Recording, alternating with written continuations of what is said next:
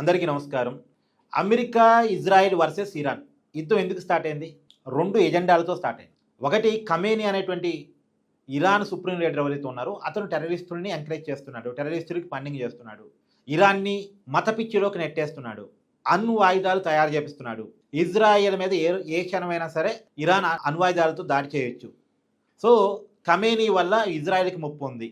కాబట్టి ఖమేనీని లేకుండా చేయాలి. ఖమేనీని సపోర్ట్ చేసే నాయకత్వాన్ని కూడా లేకుండా చేయాలి. అది మొదటి పాయింట్. 2, అసలు ఇరాన్లో అణ్వాయుధాలు తయారు కాకూడదు. అణ్వాయుధాలు తయారవుతే ఉగ్రవాదుల చేతుల్లో అణ్వాయుధాలు అంటే పిచ్చోడి చేతిలో రాయిలాగా ఉంటుంది. ఎవరి మీదకి ఎందుకు విసిరేస్తారో తెలియదు అనేటువంటి ఒక ఆలోచన. అంటే ఇరాన్ని పిచ్చోళ్ళు అంటే నా ఉద్దేశం కాదండి, వాళ్ళు అనుకుంటున్న ఉద్దేశాలు చెప్తున్నాను, నా ఉద్దేశాలు కాదు. కాబట్టి ఇరాన్లో అణ్వాయుధాలు తయారు కావద్దు. ఈ 2 ఎజెండాలతోటి యుద్ధం స్టార్ట్ అయింది. ఆ 2 ఉద్దేశాలు, ఆ 2 ఎజెండాలు నెరవేరిపోయాయి. ఒకటి, ఆల్రెడీ అణ్వాయుధాల విషయంలో మేము పేరు చేసాం, అణుపరికరాలు తయారు చేసే కేంద్రాన్ని పేరు చేసాం, సొరంగ మార్గంలో దాచుకున్నా సరే ఆ కేంద్రాన్ని పేరు చేసామని ఇజ్రాయెల్ ఓపెన్గా ప్రకటించింది. సో అది అయిపోయింది. రెండోది, ఖమేనీ చనిపోయాడు. ఖమేనీతో పాటు సపోర్టెడ్గా ఉండే నాయకత్వం మొత్తం చనిపోయింది, ప్రధాన నాయకత్వం. సో ఇరాన్లో నాయకత్వ సమస్య కూడా వచ్చింది. ఇంకెందుకు యుద్ధం, ఇంకా దేనికోసం యుద్ధం అంటే, యుద్ధానికి చెప్పటానికి ఉండే కారణాలు ఇవైనప్పటికీ కూడా లోపల వేరే ఎజెండా ఉంది. ఇప్పుడు చూడండి, యుద్ధం ట్రంపే ప్రకటించాడు ఇంకా 4-5 వారాల పాటు ఉండొచ్చని. నేను అమెరికా రక్షణ శాఖ మంత్రి ప్రకటించాడు. ట్రంప్ గారు ఒక అంచనా వేశారు 4-5 వారాలని, ఇంకా ఎక్కువే ఉంటుందని. ఇలా ఆంధ్రజ్యోతి పేపర్లో రాశారు, అమెరికా అంచనాల ప్రకారం సెప్టెంబర్ దాకా యుద్ధం ఉంటుందని. ఏంటండి ఇది? సెప్టెంబర్ దాకా యుద్ధమా? ప్రపంచం ఏమైపోవాలి? ఒకవేళ యుద్ధం ఇలాగే కొనసాగుతుంటే మధ్యలో ఇతర దేశాలు ఎంటర్ అయ్యాయనుకోండి, ఇది మినీ ప్రపంచ యుద్ధంగా లేదా 3వ ప్రపంచ యుద్ధంగా మారితే, ఒకవేళ యుద్ధంలోకి ఏదో ఒక దశలో చైనా, రష్యా ఎంటర్ అయ్యాయనుకోండి, ఏంటి పరిస్థితి?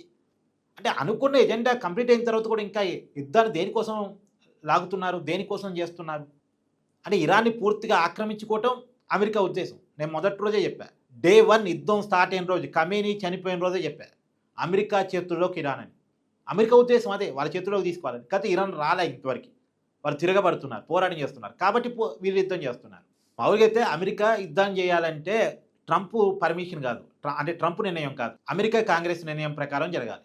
అమెరికా రాజ్యాంగం ఆర్టికల్ 1 ప్రకారం ఏ దేశం మీదైనా సరే అమెరికా యుద్ధం చేయాలంటే అమెరికన్ కాంగ్రెస్, అంటే మన దేశంలో పార్లమెంట్ లాగా అమెరికన్ పార్లమెంట్ ఒప్పుకోవాలి.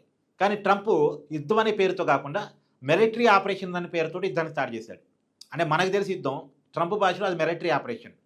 అంటే ఆర్టికల్ 2 ప్రకారం, అమెరికన్ రాజ్యాంగం ఆర్టికల్ 2 ప్రకారం ఎవరైనా అమెరికా మీద దాడి చేస్తున్నారు అంటే, అమెరికా రక్షణకి విఘాతం కలుగుతుంది అంటే అమెరికా వెళ్ళి దాడి చేయొచ్చు, మిలిటరీ ఆపరేషన్ చేయొచ్చు. ఇప్పుడు ట్రంప్ ఏం చెప్తున్నాడు, ఇరాన్ వల్ల ఇజ్రాయెల్కి ముప్పు ఉంది, అమెరికా మిత్ర దేశానికి, పైగా అమెరికాకు కూడా ముప్పు ఉంది, కాబట్టి నేను మిలిటరీ ఆపరేషన్ నడిపిస్తున్నాను అని చెప్తున్నాడు. ఇప్పుడు ట్రంప్కి అమెరికా సెనేట్ కూడా మద్దతు ఇచ్చింది, ఇబ్బంది ఏం లేదు ఇక. అంటే అమెరికన్ కాంగ్రెస్ కూడా తీర్మానం చేసి ట్రంప్కి సపోర్ట్ చేసే పరిస్థితి ఉంది. మామూలుగా ఏంటంటే అమెరికన్ కాంగ్రెస్ తీర్మానం అన్న చేయాలి, చట్టం అన్న చేయాలి, సింపుల్ మెజార్టీ సరిపోయింది దీనికి. మరి అమెరికన్ కాంగ్రెస్ ఎప్పుడు యుద్ధాల విషయంలో అడ్డు చెప్పలే, ఏ ప్రెసిడెంట్కి అడ్డు చెప్పలే. ఇప్పుడు టారిఫ్ల విషయంలో ట్రంప్కి అమెరికన్ కాంగ్రెస్కి గొడవ ఉంది, కానీ యుద్ధం విషయంలో గొడవ లేదు. యుద్ధం విషయంలో సహజంగా గొడవ ఉండదు కూడా. గతంలో ఆఫ్ఘనిస్తాన్ మీద అమెరికా యుద్ధం చేస్తున్నప్పుడు అక్కడ ప్రెసిడెంట్ అమెరికన్ కాంగ్రెస్ సపోర్టే చేశారు, ఇద్దరు ఒకటయ్యారు. తర్వాత సద్దాం హుస్సేన్ మీద దాడి చేస్తున్నప్పుడు, ఇరాక్ మీద దాడి చేస్తున్నప్పుడు కూడా అమెరికన్ కాంగ్రెస్ అమెరికన్ ప్రెసిడెంట్కి సపోర్ట్ చేసింది. ఇప్పుడు కూడా ట్రంప్కి అమెరికన్ కాంగ్రెస్ సపోర్టే చేస్తుంది, వ్యతిరేకించదు, పార్లమెంట్ మద్దతు ఉంటుంది. కాబట్టి ఇప్పుడు సెనెట్ మద్దతు కూడా రావటం వల్ల ఇక మిలిటరీ ఆపరేషన్ కాదు, యుద్ధం అనే చెప్తాడు ట్రంప్. ఫుల్ ఫ్లెడ్జ్డ్ యుద్ధం, ఫుల్ ఫ్లెడ్జ్డ్ యుద్ధం కనుక ట్రంప్ చేస్తే ఇది ఎక్కడ దాకా పెద్ది, జనం చచ్చిపోతున్నారండి, వేలాది మంది చచ్చిపోతున్నారు, ఆస్తి నష్టం, ప్రాణ నష్టం, యుద్ధంతో సంబంధం లేని దేశాలు కూడా నష్టపోతున్నాయి, మన దేశానికి కూడా నష్టం. క్రూడ్ ఆయిల్ విషయంలో నష్టం అంటే అది అన్ని రంగాల మీద ప్రభావం చూపడింది. ఈవెన్ తో అమెరికా కూడా ఆర్థిక ఇబ్బందులు పడిపోతుంది. ఒక నెల యుద్ధం జరిగితే 20 లక్షల కోట్ల నష్టం అంటే అమెరికాకి.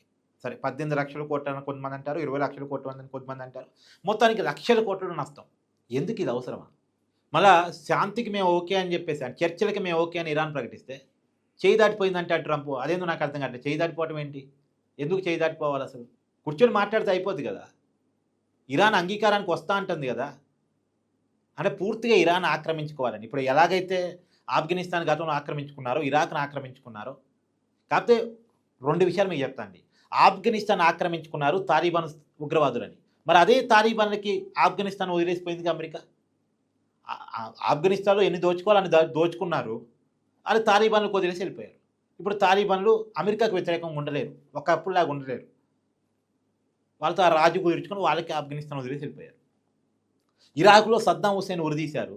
సద్దాం హుస్సేన్ మీద పేరు చెప్పి, ఉగ్రవాదాన్ని పేరు చెప్పి దాడి చేశారు.